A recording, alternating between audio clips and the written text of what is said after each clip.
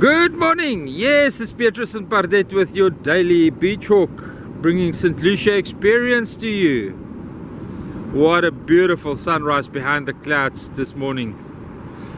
A setting to die for. In the process to take the gimbal out, because I believe I've got it all going now. I bent my monopod trying to make the camera stand up straight in the sand. But anyway, here we go. We've got the gimbal working. Kom Pardette, Kylen gaan nie nou met jou speel nie.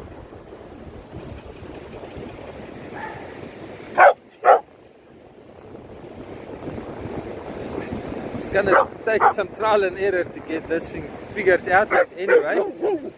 Ja Pardette, ja. It makes for much better sound quality and video quality. I'm just not happy that I got the parallax correct on it. But anyway, we work with what we've got. Let's just check the parallax quickly. No, it's perfect. Trust technology. Trust technology.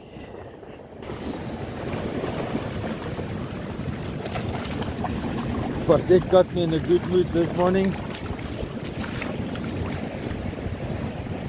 Right guys, we'll have to do some fishing spot updates so that we can improve the viewer attention on the channel.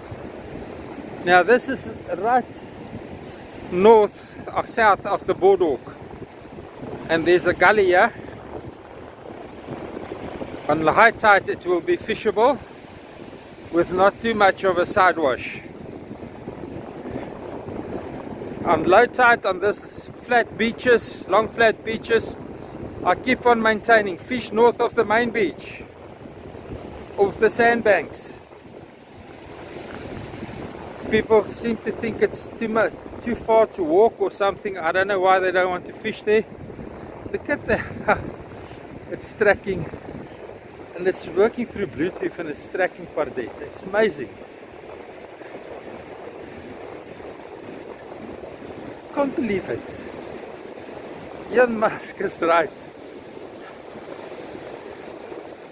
Any good thing that happens today is because of technology. Right. This is the little gully. It's a moderate westerly breeze blowing at the moment. It was cold this morning when we got onto the beach, which is perfect shad fishing weather. Hey!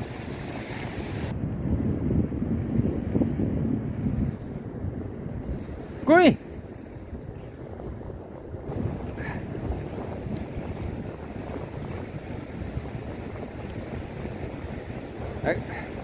Yes.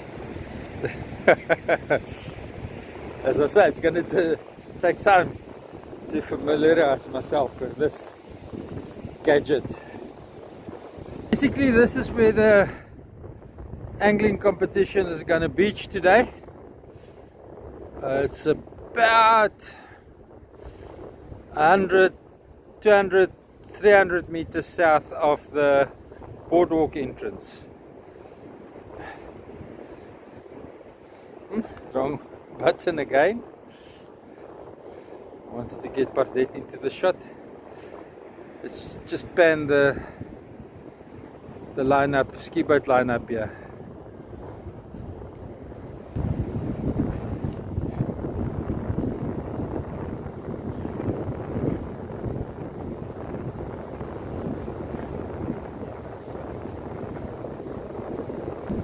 Now I have to do and a B-roll camera shoot to get the right microphone.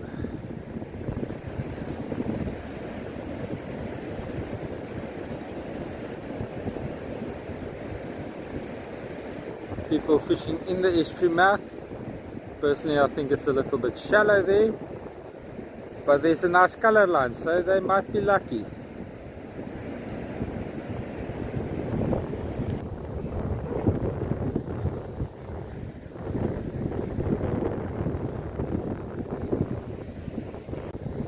Right, what we see here is there's an S being formed in the channel that's going out. Now, geography taught us that if a river starts making an S, the flow rate is slowing down.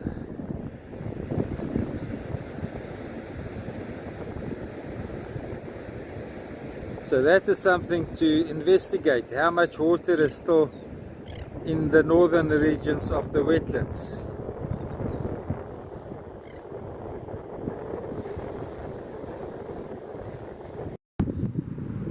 So there's still masses of water flowing out here at the estuary mouth, but we won't be able to walk our normal route and look for the Verona crabs because there is a massive digging happening there into that sand dune on the outgoing tide. But as we can see, the energy of the water is still a lot. There's still a lot of water exiting, but I believe the flow rate has slowed down. Otherwise this S wouldn't have been created in the channel. It's still working. I just fell face flat onto the ground with the camera's lens extended into the sand. Pardette, kom weg daar! The camera luckily survived.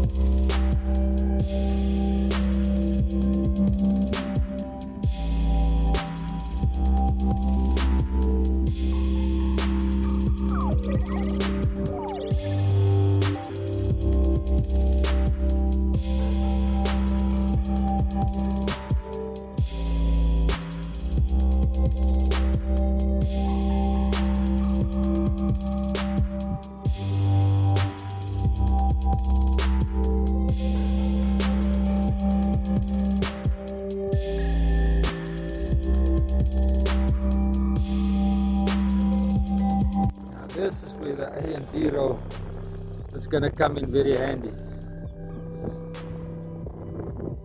Still got to learn on how to manage both cameras at the same time, but we're managing.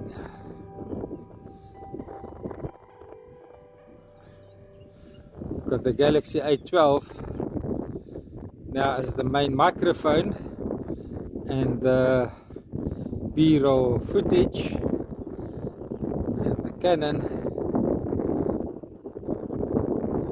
which doesn't like the wind but we can zoom on it, has the A-roll footage. Impressive. Zoom in a little bit.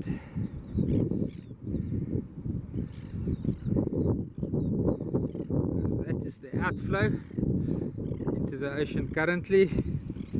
It makes a S-bend here.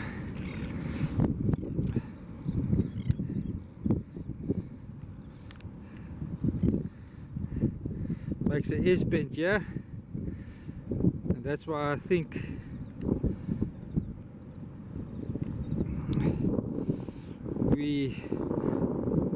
there's a reduction in the flow rate.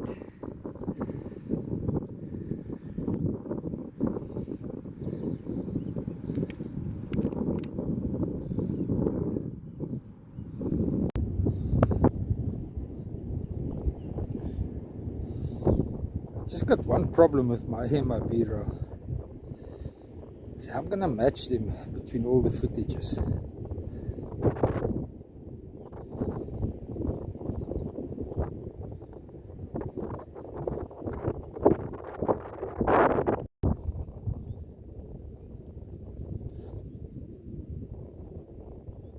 The tidal energy has helped the scouring effect to dig into this bentonite mud, clearing up channels to retain marine water on a low tide.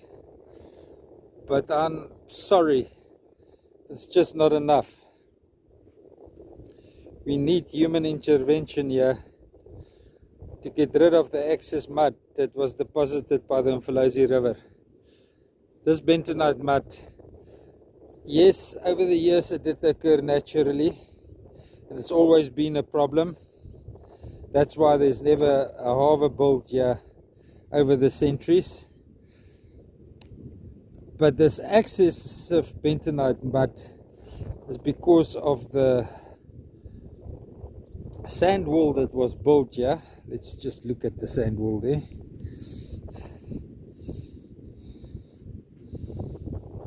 By the GEF funded project in 2017.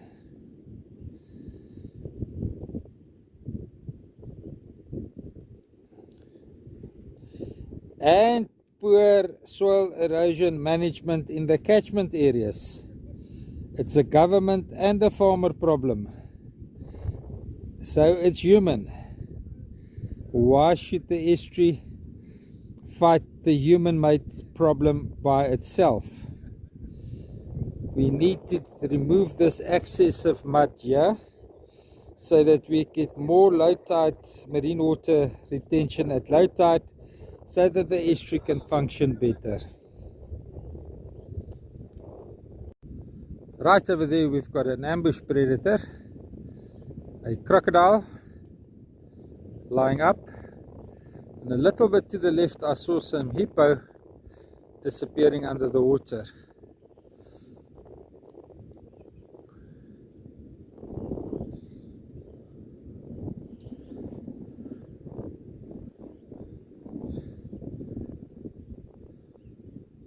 Now I can't find them.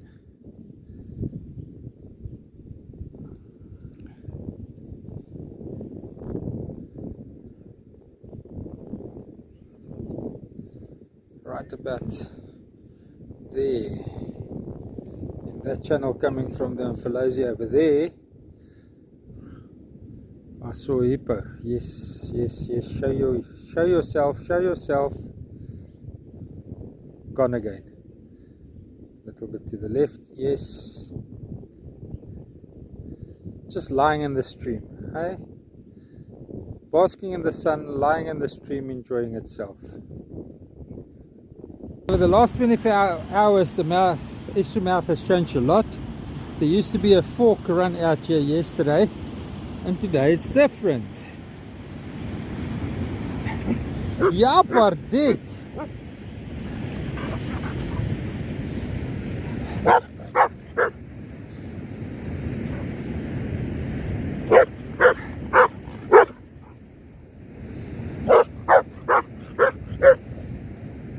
Ja, ek het nie meer soveel energie oor soos jy nie, meisiekind. Ons moet nog al die pad Ingwe toe loop. Dis nog 3 kilos. So gee my 'n breek. Hey, we've got a baby sea lice. I know it's dead, but it's a good sign of healthy fishing conditions. Look at this find. It's a bulia, a plow snail feeding on a sea lice. Let's just get the sun from a different angle. The water's gonna catch me. I'm wet. The sea lice is still alive and the bulia is feeding on it.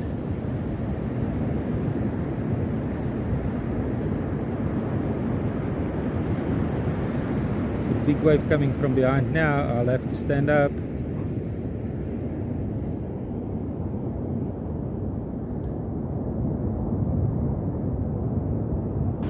This is the gully up close and personal. Not much to fish in low tide. Once again, I'll repeat it. On low tide, you want to fish the northern beaches north of the main beach, not the Ingwe beach, north of the main beach, on the sandbanks.